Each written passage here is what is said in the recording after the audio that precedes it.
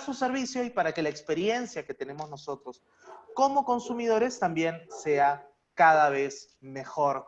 ¿Ya está Angelo acá? Sí, ya está Angelo, lo vamos a invitar. Él es de Lima y trabaja en el restaurante Malabar, que es el restaurante número 48 de la lista de los 50 mejores restaurantes de Latinoamérica. Así que con él vamos a estar hoy día compartiendo una copita, seguramente lo va a estar con pisco. Hola, hola, ¿cómo están? Buenas tardes aquí en Lima, son las 6 de la tarde. Y nada, es un placer, Felipe, después de mucho tiempo hablar contigo. Nos conocemos muchos años, tenemos varias anécdotas por ahí guardadas que espero que no salgan a la luz. Pero nada, feliz de escucharte y de hacer esto. Es mi primera vez que hago un en vivo, así que espero que salga todo bien y dispuesto a responder todo lo que me quieras preguntar y conversar, ¿no? Que es lo más bonito de estas situaciones y estos temas. Hermano, qué gusto saber de ti, qué gusto saber que estás bien. Aparte, acabas de ser papá y eso estás así con los ojitos brillantes, eso es muy lindo. Felicitaciones. Yo me acuerdo mucho de ti en la época del Westin. Para los que no saben, para los que han viajado, el Westin Hotel pertenece a una cadena muy grande de hoteles en donde está el Marriott y en donde hay muchas otras cadenas de hoteles más, pero estamos hablando de que el Westin en Lima sigue siendo tal vez el mejor hotel de Lima. Atiende a un cliente y a un pasajero, no solamente que va por turismo experimental o de vivencia, sino también a un business class que es muy interesante. Pero en este camino hay mucho detrás, o sea, antes de que logres estar ahí, trabajaste para importadoras, bueno, estudiaste también sommeliería.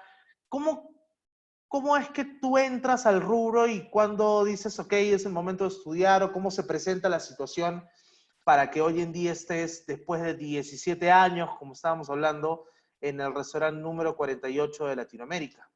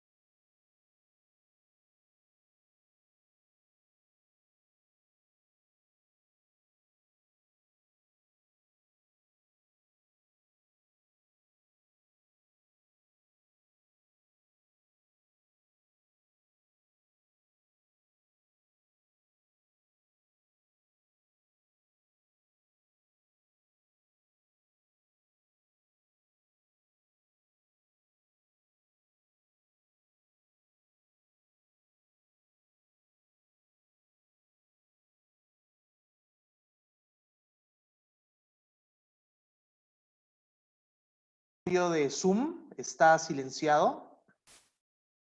Creo que tú lo has silenciado, porque no puedo... Hay un microfonito en tu pantalla, a la mano izquierda. Ahí dale clic. ¿Me Ajá, escuchas? perfecto. Ya, tú no te preocupes, yo lo...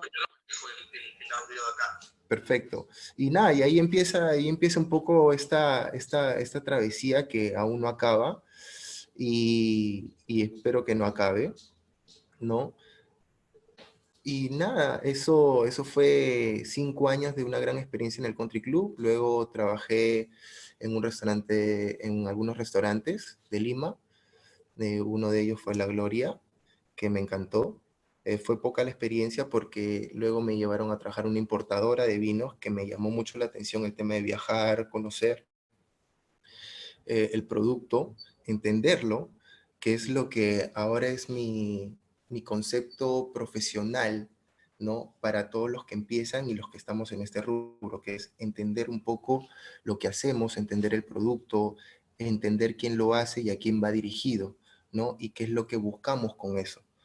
Eh, Siempre se vio al vino como una bebida élite para cierto sector y siempre el servicio lo manejaba de una manera muy a la ligera en algunos casos, ¿no? Sin tener ese entendimiento de lo que tenemos en la mano. Hay algo, eh, bueno, siempre cuando hablo me extiendo me voy yendo por diferentes ramas, así que me vuelves a jalar al árbol, ¿ya?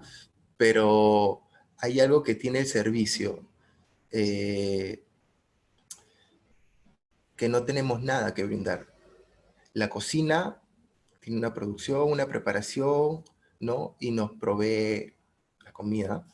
El bar nos provee la coctelería, pero en el servicio no tenemos algo tangible que dar, ¿no? Entonces, nuestra función o nuestra posición es tan importante en el entender, el conocer, eh, que se vuelve tan primordial en un restaurante, ¿no? Que la gente a través de nosotros puede llegar a lo que nosotros queremos transmitir, ¿no? O lo que el restaurante quiere transmitir, ¿no? Y eso a veces en el servicio se va perdiendo, se ha ido perdiendo, ¿no? Es muy a la ligera el servir un vino, el explicar un plato, cuando en realidad tiene un proceso, una concientización de lo que estamos haciendo y lo que queremos transmitir ahí, pues, ¿no? Es súper... Claro, Hay gente detrás, hay productores detrás, hay proveedores detrás. Entonces, la parte de servicio, como tú dices, que es este intangible de la restauración, es básicamente almática. O sea, es mucha transmisión y es mucho feeling con el consumidor, porque al final, si no logras transmitirle nada, ese plato puede ser el mejor del mundo, pero si tú no sabes decir eso en palabras, simplemente es un plato. Es eso, es ese proceso, entonces, de saber transmitir el que te puede llevar a ser un 50 best. O sea, es una de las cosas que tú crees que, o sea, son parte de la evaluación, pero ¿cómo entiende, cómo tiene que entender esto un restaurante? Pero diciéndolo no hacia el restaurantero, sino hacia el consumidor. O sea, ¿cómo el consumidor tiene que empezar a exigir, yo quiero un mejor servicio al lugar al que voy, porque simplemente vienen y me dejan los platos? Entonces, ¿cómo, cómo tendría que ser ese proceso para que un consumidor disfrute no solamente cada peso que deja en el restaurante, sino que disfrute a nivel de experiencia, que eso es lo que nos está faltando brindar, a nivel de experiencia, eso que está yendo a probar al restaurante?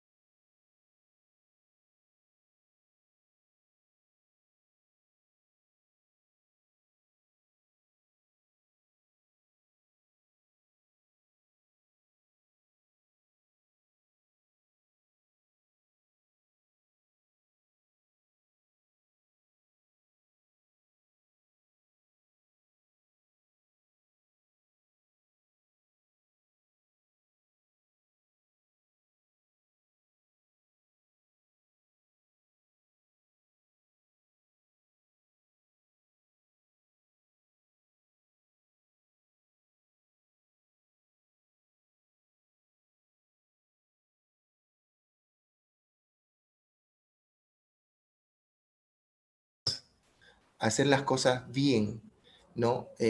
No hacerlas de manera mecánica, es entender lo que estamos haciendo, quién lo está haciendo y para quién lo estamos haciendo.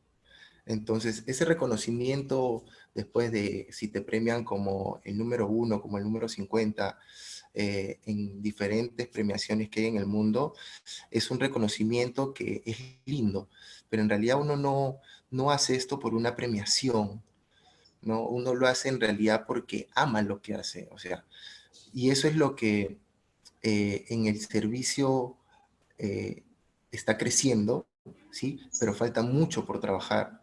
Muchas veces en el servicio siempre he escuchado, quiero trabajar en restaurante porque dice que pagan bien.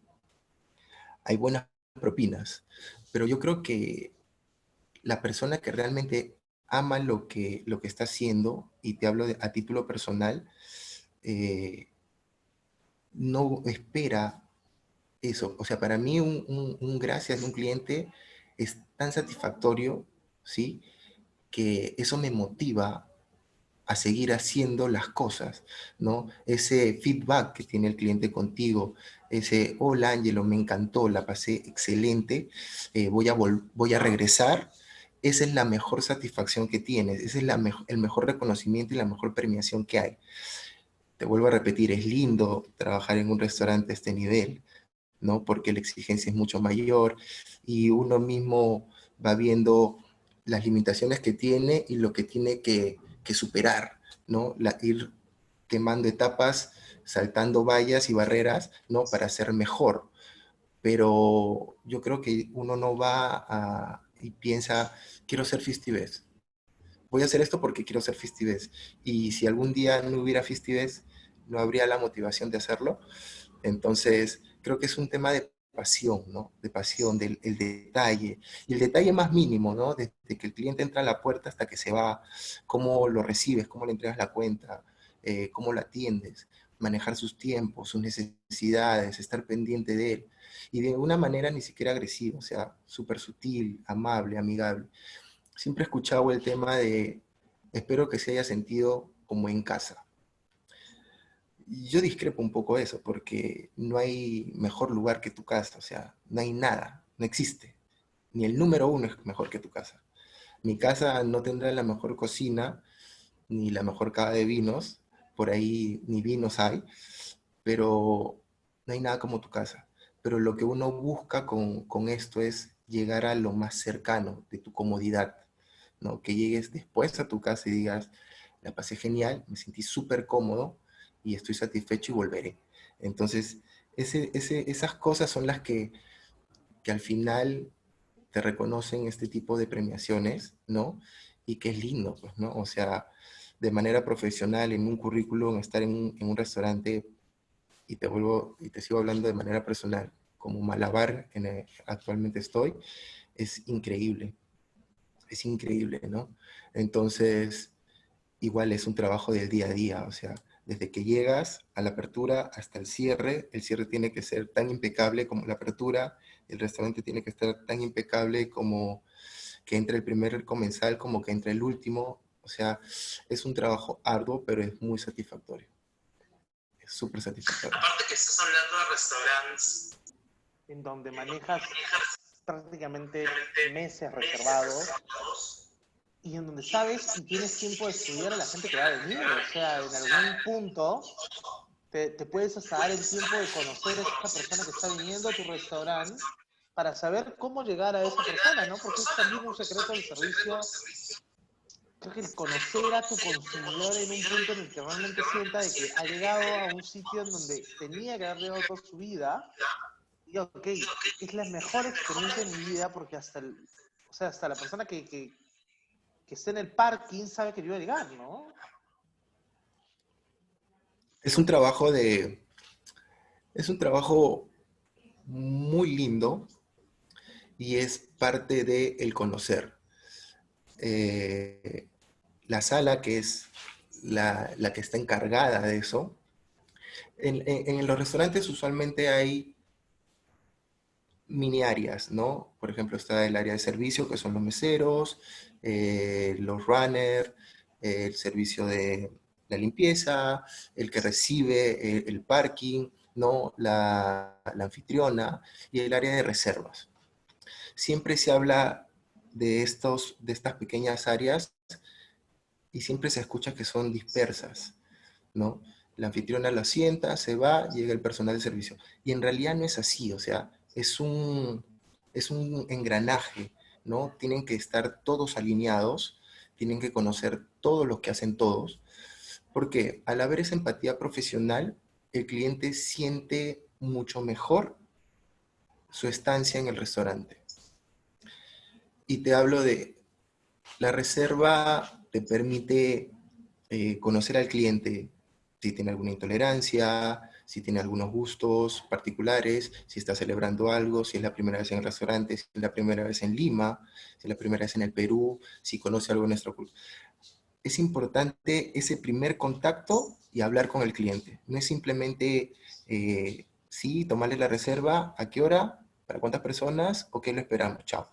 No, es súper importante entablar esa pequeña conversación que te va a durar 2, 3 minutos, no te dura más. Si uno lo tiene claro, te dura 2, 3 minutos y ya sabes de manera pautada qué le quieres preguntar para, con la experiencia que uno tiene, poderle brindar una satisfacción y que su expectativa de llegar al restaurante sea cubierta y sea mayor, ¿no? En el restaurante, por ejemplo, te digo, del 100%, el 75, 80% son extranjeros.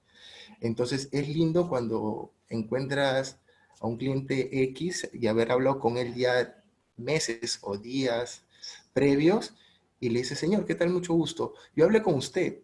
Yo soy Ángelo y sé que va a pasar su aniversario, ya sabemos que es intolerante a esto, no come ciertas cosas, sabemos que en qué momento quiere la cuenta, sabemos qué vinos les agrada. Entonces es lindo tener esa conexión porque ellos ya se sienten como que se dejan estar en tus manos, ¿no? Entran en un estado de relajación total y dicen, se han tomado el tiempo de preguntarme y se han tomado el tiempo después de un mes de haber hecho mi reservación, volver a retomar esa información para recibirme, vale la pena estar aquí.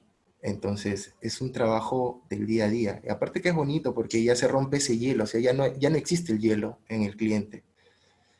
Ya ese hielo se rompió del momento que tú hiciste contacto con ellos telefónicamente y después se afianza cuando ellos están otra vez en el restaurante, ¿no? ¿Cuántas etiquetas de vino manejas en tu cava? ¿Cada cuánto haces una revisión general para ver qué entra, qué sale, qué nuevo hay que meter, qué está llegando al mercado? ¿Cómo manejas, cómo administras tu cava en este caso? ¿Y cómo trabajas también la capacitación con tu equipo de servicio, ¿no? Porque es súper importante que el equipo de servicio se comunique como tú lo haces y que sienta y tenga el mismo feeling que tú tienes como maître, como jefe de sala y como sommelier del restaurante, para que todos puedan comunicar también lo mismo y llevar un servicio en equipo, ¿no? Que es lo que al final es como una orquesta. Si alguien lo hace mal, va a salir todo mal. Hay situaciones en las que uno siempre busca el servicio perfecto, ¿sí? Pero siempre hay detalles que en el servicio se manejan parámetros, ¿ya? Y siempre va a haber algo, un detalle que no es como tú lo planeas, porque a veces hay que improvisar, ¿sí? O sea, siempre ser espontáneo y dinámico en ciertos momentos. La improvisación en la restauración es una virtud. Es importante, ¿sí? No es una característica de improvisar, o sea, la palabra improvisar en ciertas cosas está mal vista. En realidad a veces uno necesita improvisar, ser proactivo, dinámico, para que las cosas en realidad salgan mucho mejor de la que planeaste, ¿no? Y sí, tenemos que hacer una orquesta, porque si alguien suena mal, pues un poco se desordena la música, pero es un constante trabajo. Se habla, la capacitación con los chicos es constante, es diaria, no es diaria en el sentido de un día hablamos de vino, un día hablamos de licores, un día hablamos de comida, un día hablamos de aceites, un día hablamos de insumos que van en el restaurante, un día hablamos de servicio, y siempre es constante, constante, constante, y hasta que llegue el cliente, siempre estamos hablando de lo mismo, ¿no? Siempre estamos, esa sinergia diaria, esa comunicación diaria es qué clientes van a venir, qué les vamos a ofrecer, cómo se lo vamos a ofrecer, qué productos tenemos para vender, para, para tener mayor alineación con en donde estamos. Es importante la alineación, el sentir todo, sentir el restaurante. Es súper importante eso, ¿no? El oído, el olfato, la vista, es súper importante. Tenemos que estar súper conectados donde estamos. Si tú no estás conectado, concentrado donde estás, es mucho más fácil que el servicio no salga bien. Cuando tú estás súper conectado con todo, eh, el servicio fluye. Y ese es un servicio para mí que es perfecto. Y respondiendo a lo que me estabas preguntando, no, yo lo que hacemos en el restaurante es agruparnos para probar etiquetas. Cuando hacemos un cambio de carta, juntamos a todo el equipo y todos deciden qué sería bueno para el restaurante. Guiados por mi persona o por las cabezas que estamos a cargo del restaurante, guiado por ello, esto vamos presentando las etiquetas al equipo, ¿sí? Y ellos también toman parte de la decisión de la carta. ¿Sí? Es importante eso, o sea, no es como que el sommelier prueba todos los vinos y yo decido qué es mejor para el restaurante. Tratamos de romper eso, tratamos de que el sommelier no sea solo la autoridad de los vinos, sino que todos sean parte de los vinos. Si fuera posible atender una persona, 50 personas, sugiriendo vinos, sería genial, porque nos ahorraríamos muchos costos. Pero en realidad no hay un feeling, no hay una atención, no hay un compartir, no hay un transmitir de experiencia. Entonces todos tienen que ser servicio, todos tienen que ser sommeliers, todos tienen que ser bartenders, todos tienen que ser cocina, ¿sí? Entonces tratamos de que la selección de la carta de vinos sea un consenso de todos. Prueben vinos, eh, y seleccionemos la carta. Ahora, ¿cómo se selecciona la carta o cómo se cambia, perdón? ¿Cómo cambiamos la carta? Cambiamos de acuerdo a la estación, siempre de la mano con la cocina y el bar, ¿no? Para resaltar productos nuevos, ¿no? Productores nuevos, eh, cosas de temporada, ¿no? Para que haya un lindo feeling entre los tres, ¿no? Por ejemplo, no se ven, usualmente en verano se toma mucho blanco, ¿no? Tratamos de que haya un equilibrio con vinos rosados, burbujas y tintos, y va cambiando la temporada y vamos renovando ellos. Ahora, la conexión con los importadores es súper importante para esto, ¿no? Es, se aprende probando. Entonces, ellos te dan esas herramientas para ir probando, ir tomando nota, ¿no? Ir teniendo en tu gama y tu selección muchos vinos e ir jugando con ellos, ¿no? Y el cambio de carta no lo hago cada 6 meses, o sea, se hace una carta, se evalúa 3 meses, si hay vinos que funcionan muy bien para el restaurante quedan, si hay vinos que no rotaron, se les da la oportunidad de impulsarlos, que la gente los pruebe, porque eso es lo importante, que la gente pruebe, no que los compre, que los pruebe.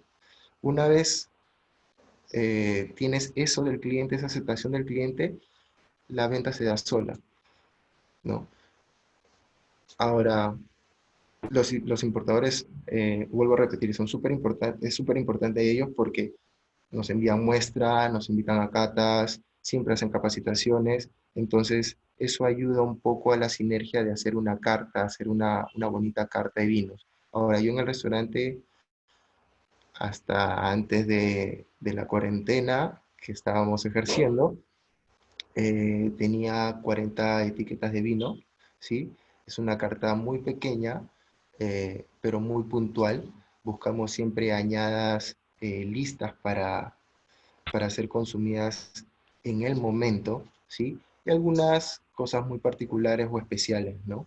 somos un poco del concepto, es rico encontrar un vino de añadas milenarias o ancestrales, pero el tiempo en un restaurante es tan corto que para tener y probar esos grandes vinos necesitas mucho tiempo en el restaurante. Entonces, lo que la gente va y busca es un vino para beber en ese momento, ¿no? Para disfrutar en ese momento y de una manera un poco más dinámica, más rápida, ¿no? Sin muchos rituales.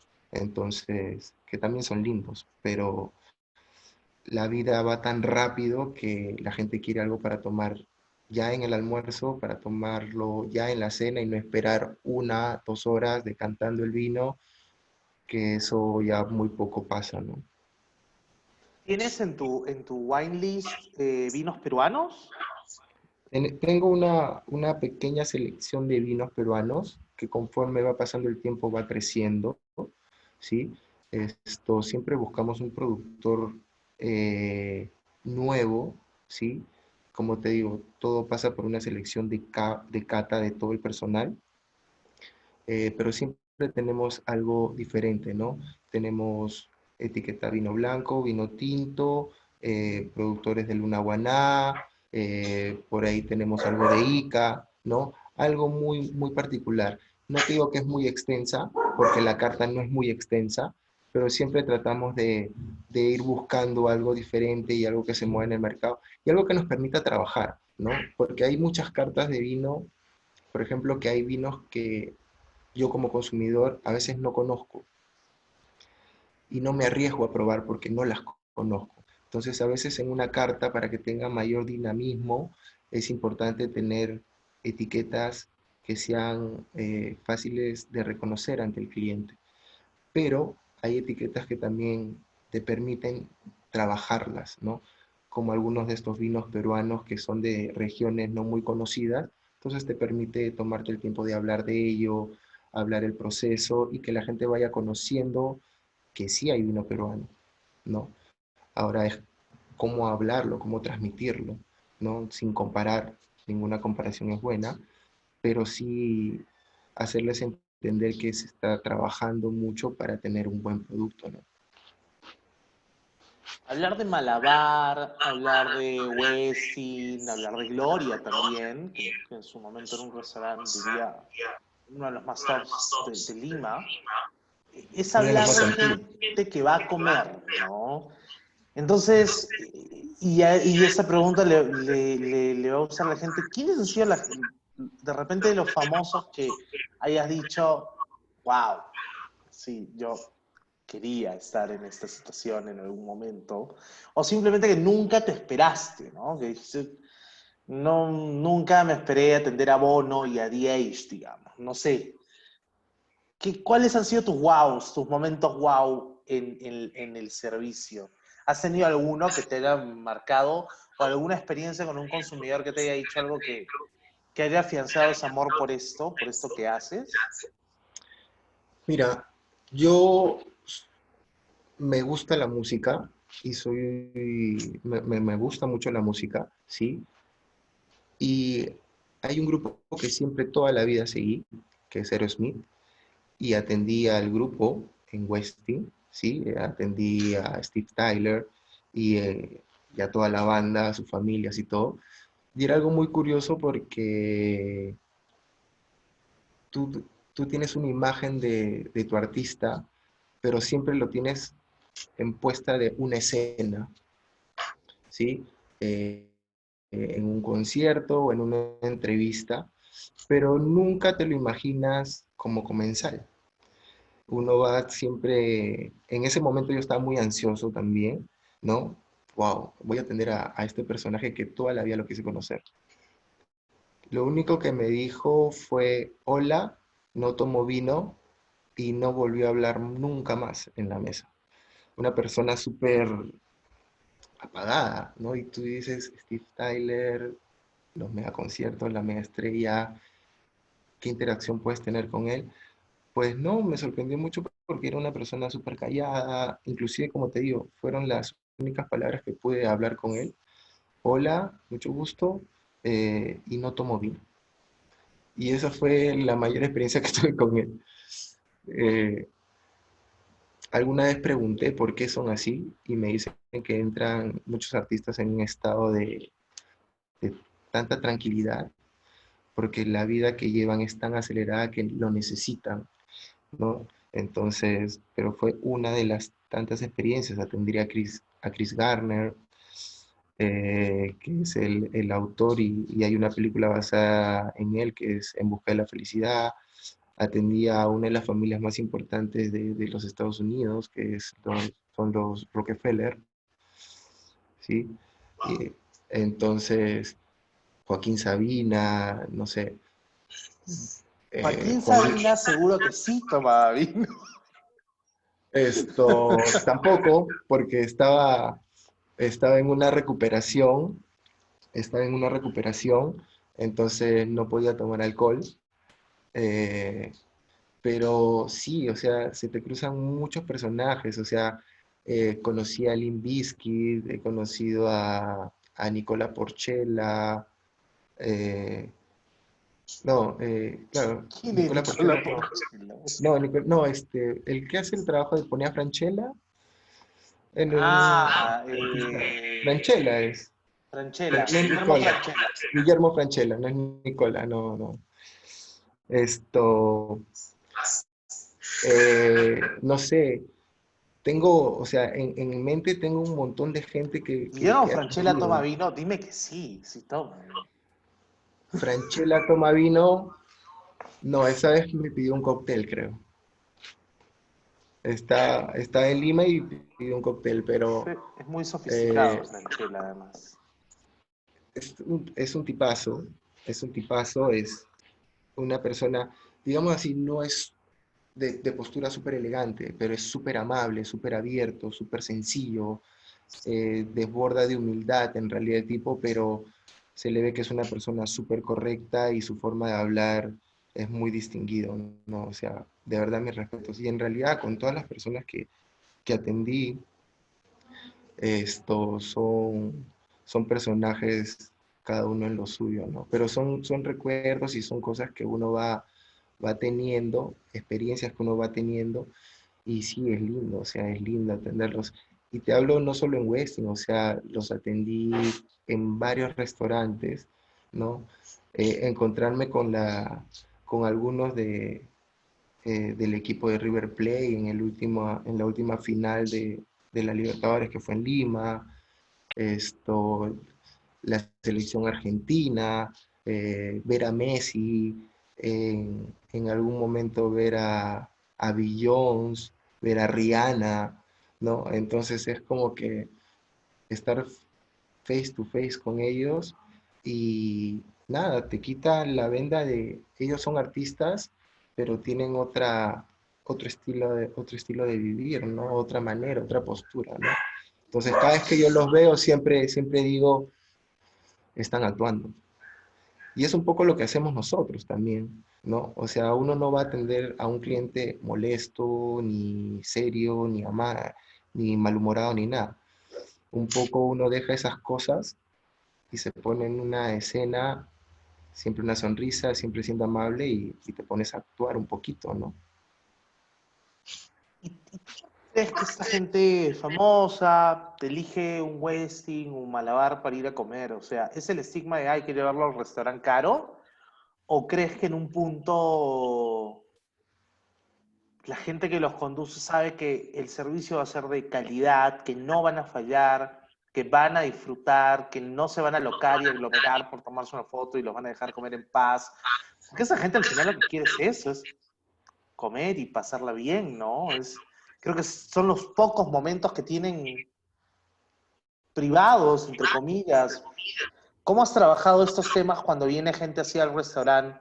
Porque el comensal que está en la otra mesa y justo le tocó estar sentado al lado, se está volviendo loco. Y ustedes como equipo están, a ver, cuidar que eso no se desborde, porque son situaciones raras a veces para el comensal que todos los días no ve como puede estar uno en servicio y puede estar con la gente de Aerosmith y qué sé yo, y de un momento a otro estás sentado comiendo en un restaurante y se sienta Beyoncé casi frente a ti, digamos. ¿Cómo un restaurante asume la posición frente a este tipo de situaciones que tiene que sortear, ¿no? Porque ya de por sí es un compromiso aceptar una reserva así. Definitivamente, nosotros, o sea, tomamos ese tipo de precauciones. Muchas veces ellos piden estar, en algunos casos, en lugares apartados del restaurante, como un privado, ¿sí? En el restaurante donde hayan estado. Y algunos piden estar en un área dentro del salón, pero más apartada. Entonces, se toman las precauciones. Siempre hay personas que te preguntan, no, mira, es X actor o X personaje, ¿sí? ¿Tú crees que, y siempre te hacen la pregunta, ¿tú crees que se pueda tomar una foto? Entonces nosotros, previamente a ello, ya tenemos las coordinaciones de el caso de que nos dicen, evitemos que nos pidan fotos, sé que es un poco inevitable estando en medio de un salón, pero tratemos de evitarlo, ¿no? Entonces es una cuestión de manejo, parece súper difícil, pero en realidad es súper sencillo. Yo siempre digo que la comunicación con el cliente es súper importante, ¿no? Entonces, tanto para, digamos así, el famoso, es importante la comunicación para saber qué es lo que quieren. Hay algunos que son muy accesibles y te dicen, no, yo no tengo problema que vengan a tomarse fotos. El personal es más bien, si quieren tomarse el personal, quiere venir alguien a pedirme un autógrafo o algo, no tengo ningún problema, ¿sí? Pero hay personajes que también quieren tener un momento de privacidad, ¿no? Entonces, esa comunicación previa se transmite al que llega y por ahí que se encuentra con un artista y el afán de ir a pedirle, se le dice que habrá algún momento, pero durante la cena o el almuerzo tratamos de que ellos tengan su espacio, ¿no? Entonces es una cuestión de comunicación, manejo nada más. Y a nivel diplomático, en cuestión de protocolos, también seguro te ha tocado atender ese tipo de gente, ¿no? Eso es a veces hasta un poquito más tenso. Ciertamente sí, eh, cenas tipo embajadas, presidenciales y cosas así, el protocolo es súper más intenso, posiciones, ubicaciones, tipo de servicio, tipos de armado, ¿no? Es todo mucho más eh, ¿Qué denso. presidente ha sido el más complicado a nivel protocolar y de armado, montado y trabajo de tu equipo y comunicación, ¿no? Porque es heavy. Mira, he atendido, bueno, que en paz descanse Alan García, alguna vez, ¿sí? En una mesa presidencial con un representante del Ministerio Español, alguna vez, al embajador de Italia, eh, en algún momento también a Ollanta con la primera ministra de Inglaterra, si no me equivoco. Y sí, el protocolo es intenso. Inclusive, te voy a decir, he atendido a PEC, el APEC en algún momento, y Jack Ma, que era en ese entonces el hombre más importante del planeta y más millonario, ¿no? Creador de Google, creo que, y No, todo creo que esto. es el chino este, el del Alibaba. No, bueno, Jack Ma era la persona que estaba eh, en un APEC, creo que fue en el año 2005, 2004, 2005, no me equivoco, y el protocolo era, wow, o sea, no es solamente el servicio sino es la atención al personal que viene atrás de él, ¿no? Dónde ubicarlos, cómo van sentados, quién va sentado frente a quién. Entonces, esto es súper, súper estresante. Es súper, eh, hasta cierto punto, complicado porque todos tienen diferentes protocolos, ¿no? Y cuando juntas diferentes protocolos, a él le gusta, no sé, al embajador de de X país le gusta una cosa y al embajador de otro país le gusta otra, al presidente le gusta una cosa y al presidente de X país le gusta otra. Entonces, cuando los tienes a todos juntos es de verdad bastante complicado, ¿no? De pronto atender a uno es mucho más sencillo, ¿no? Porque solamente manejas un solo protocolo. Pero es súper interesante ese tipo de experiencias porque te nutren en el tema de servicio, ¿no? ¿Cuán importante tiene que ser o cuán importante tendría que ser para un restaurante o un hotel tener a un sommelier o a un maître a cargo de tu servicio? ¿Tú crees que hoy en día realmente es necesario que un restaurante, un sommelier piense seriamente en contar con un sommelier en su equipo, o un maître? Realmente, en todos estos años, ¿cómo has visto la evolución también de eso en los diferentes restaurantes donde has estado y en el mercado, ¿no? Es súper importante y no te lo digo porque yo soy sommelier y ahora veo el tema del servicio en un restaurante, pero sí es súper importante porque siempre tiene que haber alguien que guíe, que orqueste un equipo. Ahora hay mucha interacción, por ejemplo, con la cocina, ¿no? El cocinero sale y los cocineros hablan de vino, saben de vino. Eh, entonces, un poco que se comparten funciones, pero igual tiene que haber un orden, ¿no? Tiene que haber un guiamiento de, ¿no? Así como está el chef en la cocina guiando a su equipo para que salgan los platos a tiempo y de la mejor manera, afuera también tiene que haber un encargado de salón, un jefe de sala, eh, guiando a que su equipo maneje bien los tiempos y atienda bien las mesas, y de la misma forma el sommelier, ¿no? Que vea los tiempos del servicio en el maridaje, eh, la toma de pedido en las mesas, la cristalería, el servicio de cada vino, de cada tipo de vino con cada copa. Es súper, súper importante que haya alguien que guíe esto, ¿no?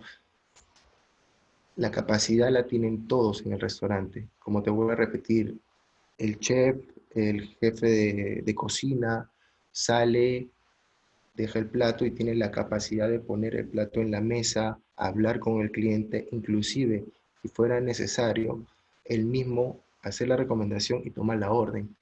Tiene toda la capacidad del mundo y hablar de vinos y conocen mucho de vinos. Y eso es lindo porque hay una interacción, se ve una gran sinergia entre la cocina y el servicio.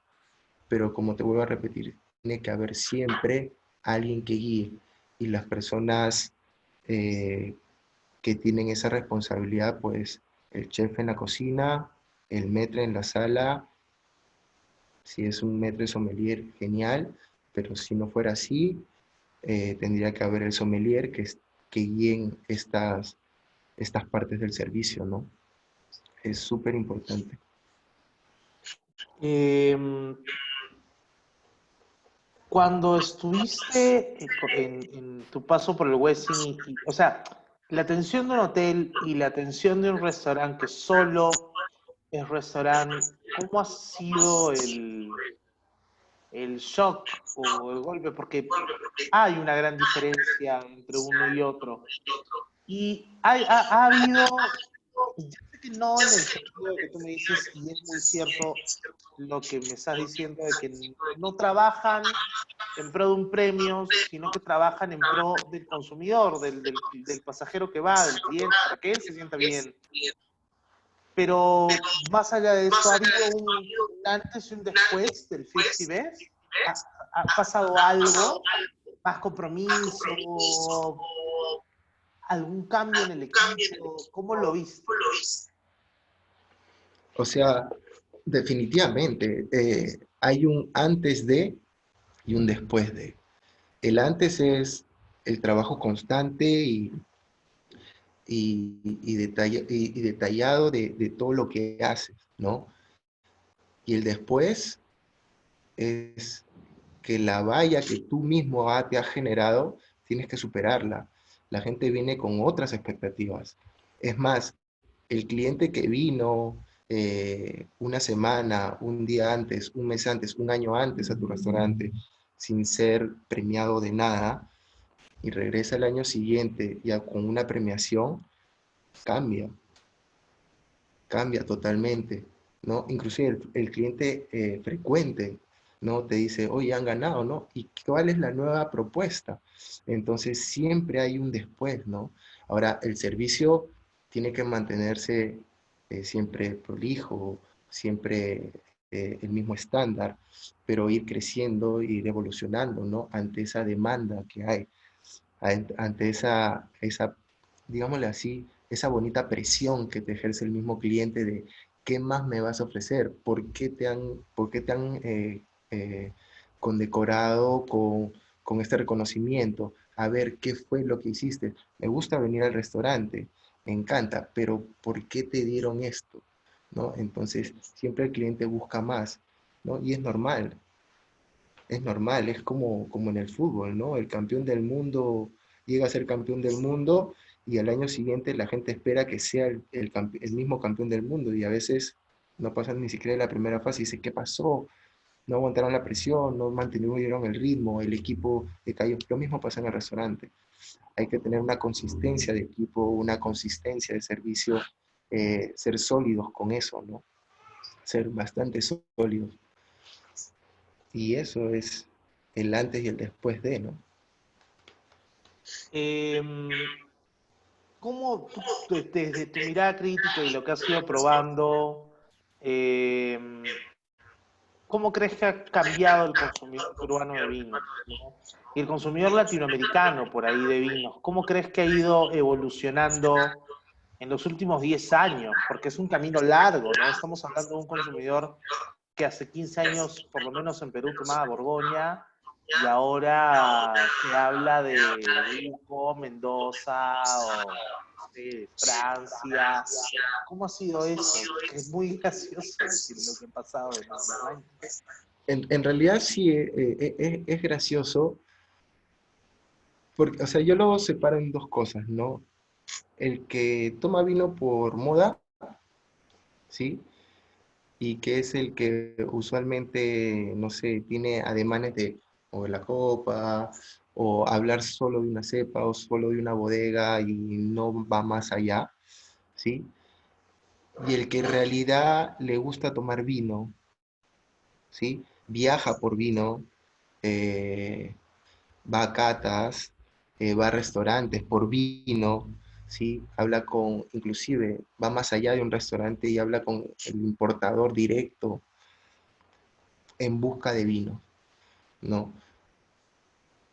Ha cambiado mucho el mercado peruano al menos, en líneas generales, Sudamérica o Latinoamérica, eh, no sé, México, Perú, Brasil, Chile, por ahí Argentina, Uruguay y Paraguay, ha crecido mucho el tema gastronómico y eso ha llevado a que crezcan muchos rubros dentro de la restauración. El tema de vinos, el mercado limeño de vinos es inmenso, o sea, encuentras vinos húngaros, de Canadá, Rumania, griegos, de todas partes del mundo, ¿sí? Y pasa en Brasil, pasa en Argentina, pasa en muchas partes de Latinoamérica. ¿Esto qué hace? Que el conocimiento, ¿sí? Crezca. Ahora, el conocimiento del profesional y de la gente que consume vinos todavía es, el nicho es muy pequeño, ¿no? Son pocos los que están realmente muy metidos, enfocados en ese entendimiento, en ese conocimiento, en ese crecimiento de probar más, de saber más, de interesarles más las cosas, ¿no? Pero sí va creciendo, o sea, ahora antes tomar vino, pues solamente los veías en algunos restaurantes, inclusive en algunos restaurantes veías un sommelier. Ahora en, no sé, el 70% de restaurantes, casi 80% hay un sommelier. Y si no hay un sommelier de casa, in-house, hay un sommelier enviado por una importadora. pero hay alguien que te sugiere vino. Y eso, ¿qué te hace pensar? Que la demanda de vinos, del consumidor de vinos, es grande, ¿no? Ahorita no tengo el número de cuánto es un per cápita de consumo de vinos, o sea, creo que no llegamos ni a 1 litro, ¿sí? Pero per cápita, pero esto, igual el consumo es mucho, ¿no? Igual, como te digo, el mercado de vinos es gigantesco, o sea, tú levantas la... Acá en Bolivia es como que 1.5, 7, para que tengas una idea, ¿no? Es bastante bajo para verlo desde ese Y punto. acá en Lima también, o sea, no sé, yo en el rubro, entre amigos, entre colegas, no sé, lo tienes a la vista y la gente toma mucho vino, pero si hablas en líneas generales de un país, es muy bajo, es bajísimo, ¿no? Entonces, inclusive en países productores, ¿no? Tipo Argentina, su per cápita de vino es muy bajo, ¿no? A comparación de, no sé, de la cerveza. Entonces, eh, acá ha cambiado mucho, ¿no? Ahora, si bien es cierto, hay gente que, tú hablabas de tomar Borgoña, ¿no? Y hablamos de una marca ahí que es conocida en el país, pero créeme que, por ejemplo, ese es el vino más consumido en el país, ¿no? Entonces, El consumidor de vino restaurante debe ser 5% de ese monstruo universo que toma vino. ahora, si hablamos de consumidor de vino, la gente consume vino. Ahora, ¿de qué ¿Qué tipo de vino? vino? ¿Qué vino? Esa es la pregunta, ¿no? Ahora, el trabajo de nosotros es difundir.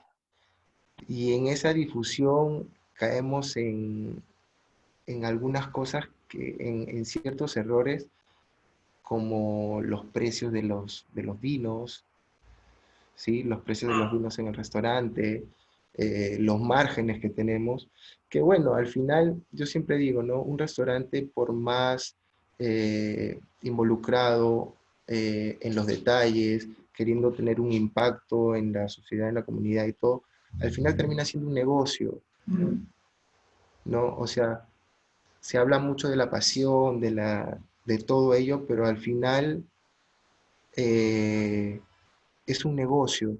Entonces, el empresario que hace este tipo de negocios busca que ganar y eso hace que haya cosas que se alejen un poco para el cliente habitual o el público en general, ¿no? No sé, ir a un restaurante y pagar, de pronto me pueden crucificar por esto, ¿no? Pero ir a un restaurante y pagar 250 soles por una botella que al costo te cuesta 42 o 50, Es una locura, es una ¿no? locura, ¿no? Y por ahí mañana me dirán, Ángelo, pero de ahí también sale tu sueldo y todo. Sí, pero yo creo que es algo que se puede manejar porque es la única manera de que la gente pueda tener mayor consumo de, ¿no? Que en cada mesa haya aperitivos, cócteles del bar y luego para los platos de fondo principales una buena botella de vino y que el cliente se vaya contento con la experiencia y con el precio, ¿no? Las góndolas de Juan, los supermercados son excelentes, por ejemplo. Juan ¿Sí? acá dice, en Argentina es 22, sí. Bajó de 28, pero yo tengo el número último que hablábamos con Héctor Uriguti. Me dice que ha bajado a 15, pero tiene un motivo, que es porque el consumidor argentino ahora está consumiendo vinos de mayor valor que antes. Entonces ha bajado el consumo en número de botellas, pero ha subido el out of pocket del consumidor, que eso también está bastante interesante para empezar a analizar. Y es cierto lo que dices, ¿no? Que al final el consumidor ve el precio en el restaurante y dice, ¿por qué me están intentando O hacer sea, daño? llegas y dices que rompí antes de sentarme, ¿no? Pero, o sea, no sé, son cosas que uno va viendo, va trabajando, ¿no? Por ejemplo, en el restaurante buscamos que el vino sea un atractivo, ¿no? No sea una exclusividad, no sea un lujo, sino que sea parte de una mesa, que sea esto, como te voy a repetir, el atractivo de llegar y tomarte una copa de espumante, un prosecco, champán, tomarte una copa de vino blanco, luego una de rosado con unos piqueos o unas tapas y luego tomarte una botella de vino tinto. Entonces, ir así en ese proceso. El tema del consumidor va mucho de la mano con el precio de lo que paga, ¿no? Que a veces son precios que no son reales, ¿no? Deben haber márgenes, definitivamente, porque nadie trabaja de gratis, ¿no? Hay todo, impuestos, taxes, etcétera, pero en realidad se debería manejar un poco mejor ese tema para que haya mayor consumo y que el mercado no sea tan saturado con tantas etiquetas, ¿no? Hay demasiado, o sea, el mercado hay tantas importadoras que se abren y se cierran y se abren y se cierran y traen los vinos y tantas etiquetas de vino que a veces ya en todas las cartas de Lima no cabe poner vinos. Entonces, y hay cartas tan grandes y tan lindas, y hay cartas tan pequeñas y también tan lindas, pero no cabe poner tantos vinos que hay en el mercado. Y Y mucho de esto ello va también, de la perdona mano que te del precio. interrumpa, va por el lado de que hay muchos importadores y mucho vino, y no hay tantas cartas, de repente no hay tanto espacio para meter pues 200 etiquetas en cada carta. Al final lo que termina pasando es que ese importador se desanima de traer, no puede traer vinos geniales del Rhine alemán y no hay dónde, o sea, no hay cómo, ¿no? Y esto nos pasa a ti y a todos. Se va a desconectar de Instagram, volvemos. Instagram cada una hora corta, así que no, un ratito. Vamos a volver.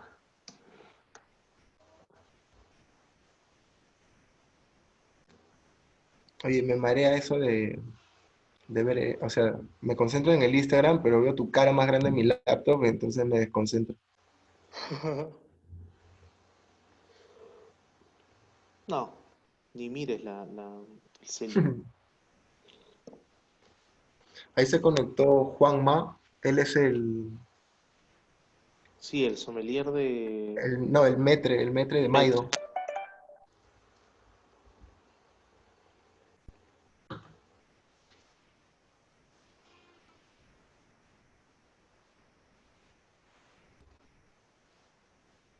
¿Cómo va? ¿Cómo lo ves? Yo siento Bien. raro, weón. Es que se me vienen tantas cosas a la cabeza que, Lo bueno por es que eso te digo, puedes hablar de todo. por eso te digo que si me voy me jalas. Espérate que estoy subiendo el video. Oye, ¿me lo pasas? Quiero verlo. Sí, sí, sí. Me di cuenta que creo que habías silenciado tu micrófono tú por Zoom y la primera parte de lo que hablaste, tu presentación no tiene mucho audio. Pero nada más, después todo bien. Buenazo.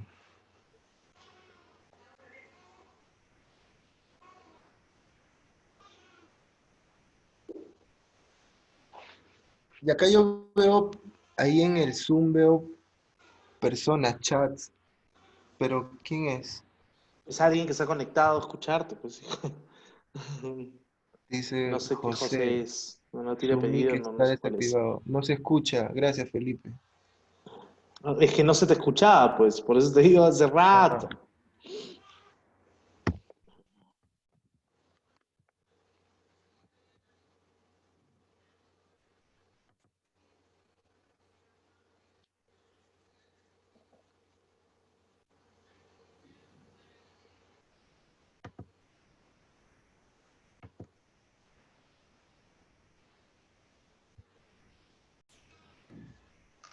Bien, Ángelo, estamos de vuelta. Yo quería preguntarte, ¿cómo es trabajar con Pedro Miguel Esquemino? Porque te comprometo que en algún momento hables con él porque quisiera hacer un vivo con él. Yo estaba sentado con él en un momento nada más, cuando recién abrió, probando los vinos, haciendo cócteles con el chino. Sí. ¿Cómo es trabajar con él en un día a día? ¿Es muy tenso o es tipo muy relajado? Porque tanto ir a la selva yo creo que es muy relajado. Y cuéntanos por qué tiene este cuadro del paiche ahí en Malabar, en el restaurante. Porque encima de la barra había, te hablo hace mucho tiempo, no sé si sigue, un cuadro de un paiche. Cuéntanos eso. A ver, no es exactamente un cuadro, es un tallado de madera de un paiche bebé, en realidad.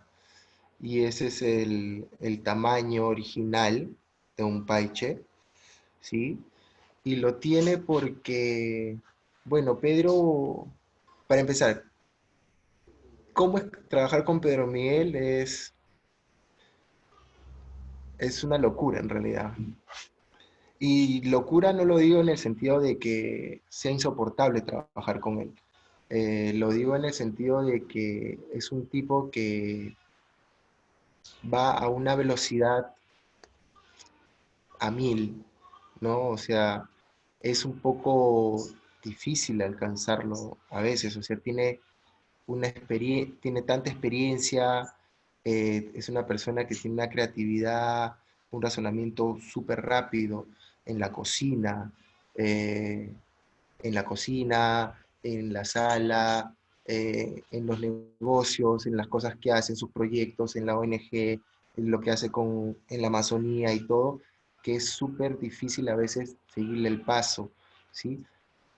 Cuando estamos en pleno servicio, Pedro Miguel es una persona súper recta con lo que él hace. Él puede ser muy relajado mientras que esté las cosas bien y salen bien. Se vuelve tenso cuando las cosas salen sin hacerse bien y sin estar bien. Entonces, es ahí donde uno comienza a reformularse y a preguntarse, ¿estoy entendiendo lo que estoy haciendo o no lo estoy entendiendo? ¿No? Entonces, Pedro es de esas personas que va al restaurante, saca un servicio, es muy fuerte su servicio, sale bien y después está hablando por teléfono, matándose de risa, cacheteándote por aquí, cacheteándote por allá, y es súper divertido, ¿no? Es una persona que en el día a día y en lo que hace te da una clase, tiene una capacidad de enseñar tan nata, ¿sí? Que él en su día a día te está enseñando cosas, ¿no? Desde, no sé, cómo cortar un pescado, o de qué tipo de pescado es, o en qué se puede usar, o cómo se puede comer, o cómo se puede maridar y todo, hasta, no sé, hacer un evento, hablar con los clientes, qué sé yo, un montón de cosas. Entonces, el día a día con Pedro Miguel para mí es súper entretenido, de mucho aprendizaje, ¿sí? De verdad respeto mucho el trabajar con él. O sea, ha habido situaciones también en que te carga un poco, ¿no? Pero es parte de, ¿no? Es parte del servicio y es parte de manejar un poco, ¿no? Y controlar tus ánimos, tus ímpetus y todo, ¿no? Y aceptar cuando una persona que tiene mucho mayor conocimiento, no darle la razón, sino saber que te está enseñando, entender que te está enseñando, ¿no? Porque siempre uno dice, no sé, cuando era más joven, yo no le doy la razón a él porque yo no quiero. Y no es así, sino es entender, no darle la razón, sino entender que te está enseñando, ¿no? Entender un poquito que te está enseñando. O sea, trabajar con Pedro es una gran experiencia, de verdad. Para mí no le gusta, no le gusta que lo digan así, pero de verdad es un capo, capo, capo, capo, capo. Es que es una persona súper sencilla, o sea, él es de, hola brother, ¿qué tal? ¿Cómo estás? ¿Todo bien, cholo? Hola, cabezón, ¿no? Pero es súper, súper, súper divertido, súper divertido. No lo dudo, yo el tiempo que lo pude conocer en la apertura de Amas fue genial. Te comprometo a que hables con él y le digas que Te queremos ir en digo, vivo, pues yo sé que los cocineros, hay muchos cocineros de Bolivia que lo respetan y me encantaría que lo escuchen o que tengan la oportunidad de conocerlo a través de una pantalla, por lo menos así como yo, por lo menos yo lo pude conocer y eso es interesante. Ya para ir un poco acabando, este tema del COVID nos ha tocado a todos. Ya más que en Bolivia estamos así haciéndonos la paja acá echados ahorita y no tenemos nada que hacer, por eso hacemos una videollamada, sino que este tema ha tocado a todo el mundo. ¿Cómo ha recibido esto Malabar? ¿Cómo ve el tema del delivery? ¿Va a entrar al mundo del delivery? ¿No va a entrar al mundo del delivery? ¿Va a esperar? ¿Cuáles crees que van a ser un poco los nuevos protocolos para el cliente que va a un restaurante en general? Esto ya como observación tuya, de repente, profesional del servicio. ¿Cómo te ha tocado vivir, cómo le ha tocado vivir a Malabar esta pandemia? difícil, como a todos, eh, y en algunos casos no muy bien parados. Creo que hablar de cómo te tocó esto es un poco bizarro en realidad, porque nadie se esperaba esto, o sea, nadie tenía los ahorros, nadie tenía, o el que tenía los ahorros no los contaba para esto, qué sé yo. Y los restaurantes tampoco nunca contaron con esta situación. Entonces la situación está súper difícil. Para Malabar nos golpeó mucho, ¿sí? Justo estábamos queriendo hacer un relanzamiento de Malabar, ¿no? Y bueno, llega esta situación, pero la hemos visto de la manera más positiva, con la seriedad del caso, pero de la manera más positiva. Y vamos a hacer, o ya estamos trabajando en eso, tema de deliveries y takeouts, para, para no perder el contacto con el cliente, ¿sí? Y los protocolos que se van a tomar, pues, de mi punto de vista, siempre se debieron dar, ¿no? Hace poco te comento esto, tuvimos como una mesa de debate, con los chicos de Gastón, de Astrid y Gastón, de Maido, Lamar, ¿no? Y el tema era eso, qué iba a pasar con el servicio, ¿sí? Porque inclusive la cocina ante esta situación tiene un poco más resuelto el tema, ¿no? Pero el tema de servicio en sala, ¿a quién íbamos a atender?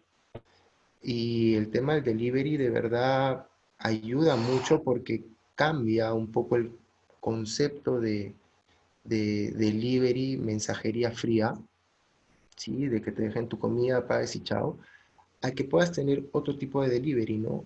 Un poquito más protocolar, ¿sí?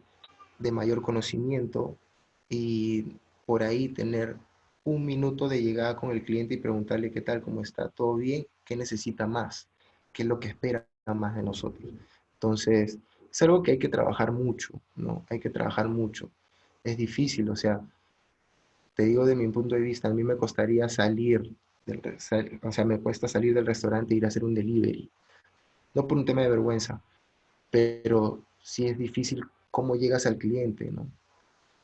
Cómo te va a esperar, si te va a abrir la puerta, si te va a abrir la ventana, o si te va a decir, déjalo a un metro, ya pagué, gracias, y te tienes que ir. O sea, es súper difícil no tener ese contacto directo con los clientes, ¿no? O Para sea, eso. lo que tú me estás, perdón que te interrumpa, lo que me estás tratando de decir es que el mesero, el equipo de servicio va a hacer los deliveries para generar ese feeling con el consumidor que había antes de, hola, ¿cómo estás? Yo te atendí en la mesa, qué bueno volver a verte, unas cosas así. Yo creo que es una alternativa hay muchos que lo harán, otros que no lo harán. Es algo que hay que trabajar, ¿no? Pero para mí de primera, en esta situación de restaurantes, los que han sufrido mucho, o sea, sufrió toda la restauración, pero los que sufren más son los que trabajan en sala, ¿sí? Porque se abre el delivery, ok,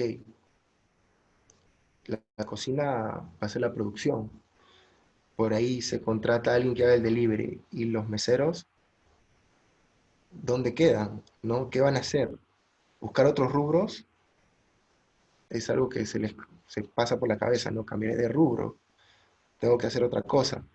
Pero ¿por qué no, en vez de contratar más gente a hacer delivery, o gente que simplemente lleve tu plato como lleve y llegue como llegue, que lo haga alguien de servicio que sabe cómo tiene que llegar ese producto? No sé, yo pongo un ejemplo tonto, ¿no? Cuando uno pide un pollo a la brasa, llegan las papas todas aplastadas. Porque el delivery simplemente es alguien que pone la comida, la lleva, se choca, se monta. Alguien del restaurante va a tener mucho más cuidado en esos pequeños detalles para que si el delivery de un restaurante ya lo está haciendo Central, ya lo está haciendo bueno, Maido no lo sé, pero lo está haciendo Central, lo está haciendo Cosme, lo va a hacer Malabar, esto va a ser alguien que pueda cuidar esos pequeños detalles, ¿no? De transmitir lo que queremos o lo que brindábamos en mesa, bueno, sea el delivery un medio para llevarles esa experiencia, pero con los cuidados que siempre tuvimos, ¿no? Entonces, para eso se necesita un personal con ese conocimiento, con ese entendimiento de las cosas, ¿no? Y Sí, eso, eso creo que va a ser importante para humanizar ahora el delivery, ¿no? Porque ahora tenemos el trabajo de humanizar el delivery. Yo no quiero terminar esta entrevista, Angelo, antes de decir salud, como tiene que ser. Tu compisco por allá. Yo con vino boliviano estoy tomando Colbert, por si acaso. Estoy tomando un Cabernet de Tarija, que es el sur de Bolivia, para que tengas una idea, en algún momento tienes que tenerlo por ahí. Yo te voy a llevar cuando vaya, vamos a hacer algo. Ahí no sé si lo ves. sí, sí, sí. Bloque 63, me parece que dice, o Ujú, 51. ujú. Sí, Block 63. Exacto. Justamente le ponen un nombre específico a la parcela y ahí va. Entonces, estos tienen 14 meses de francesa. Ah, muy interesantes. Eh, nada, no quiero terminar antes de algo. Yo creo que viví en estos vivos cuando hablo con gente de Lima, de Perú, de Chile, de otros países, sobre todo en Chile y Perú. A las 8 de la noche de Lima aplauden a los médicos, aplauden al personal de salud, y a veces hay que preguntarnos qué estamos haciendo acá en Bolivia, ¿no? Es una pena porque cada minuto que pasa parece que la política ya muerta y en agonía pretende sacar rédito de esto, y lo único que estamos haciendo es terminar de decapitar al Estado y terminar de decapitar eso que creíamos que nos iba a sacar del hoyo en algún momento, y ahora estamos en uno más grande. No por culpa del Estado, porque el Estado no tiene la culpa que haya una pandemia, ¿no? Pero sí la culpa de la gente que está dentro del Estado y que está manejando bien las cosas.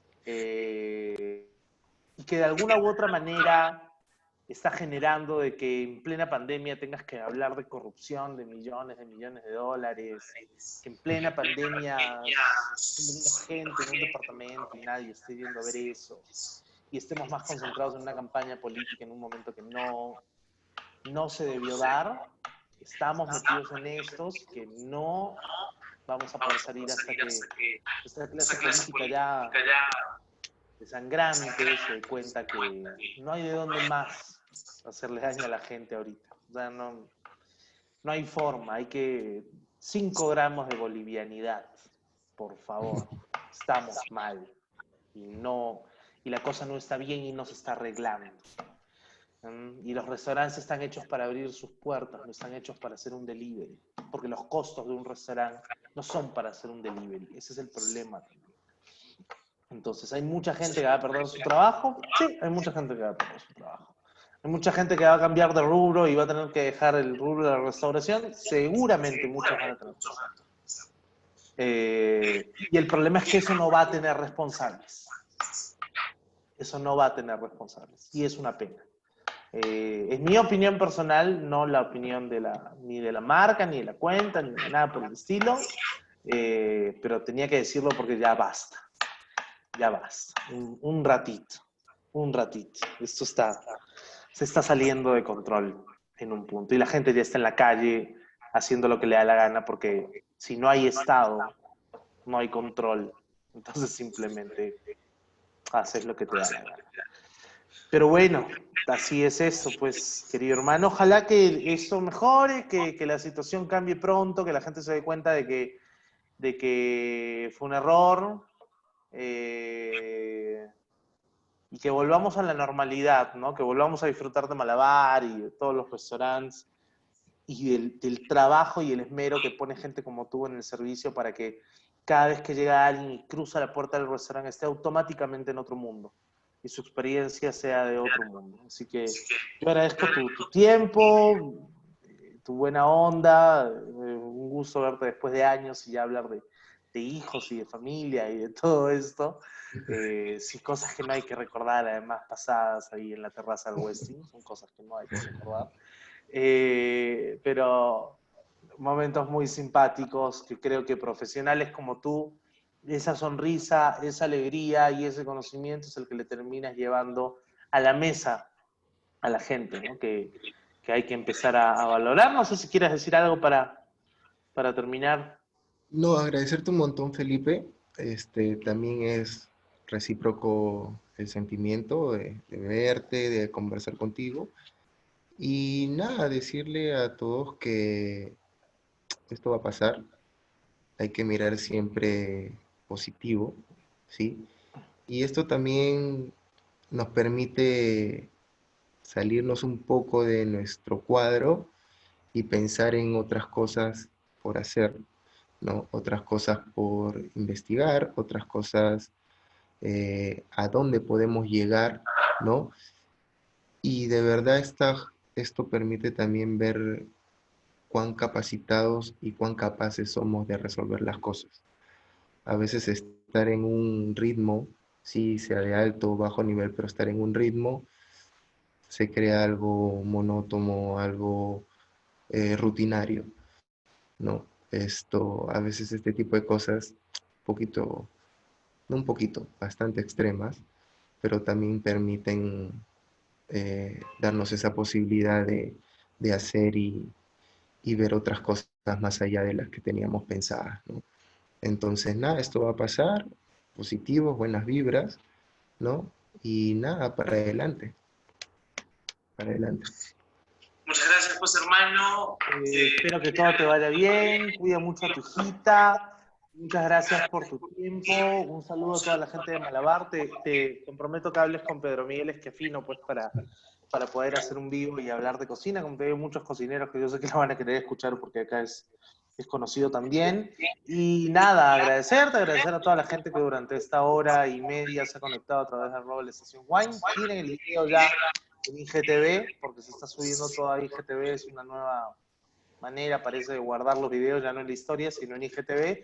Si lo quieres volver a ver, lo puedes encontrar también en mi canal de YouTube, en Cátate, ya está canal ahí. Y pueden engancharse el día sábado. Vamos a hablar con la gente de Peixan de Argentina. Ellos son, ¿cómo decirlo? ¿Traficar? No, no es la palabra. Traficantes, wow. Venden té, pero ellos van hasta China a comprar el té y lo traen a la Argentina y tienen tés negros, tés blancos, tés rojos, tés azules. Vamos a hablar como en 3, 4 sesiones de té.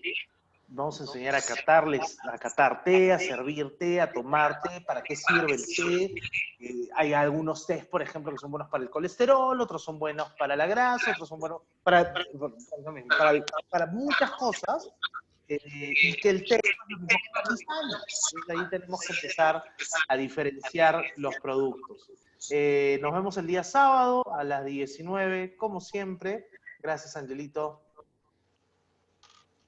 Quédate por Zoom un ratito. Un abrazo. Chao, chao. Chao, chao.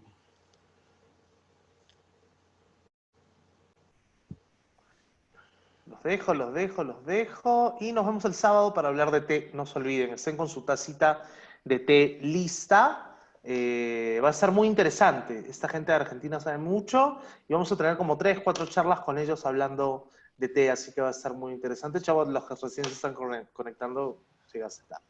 Chao, chao, chao.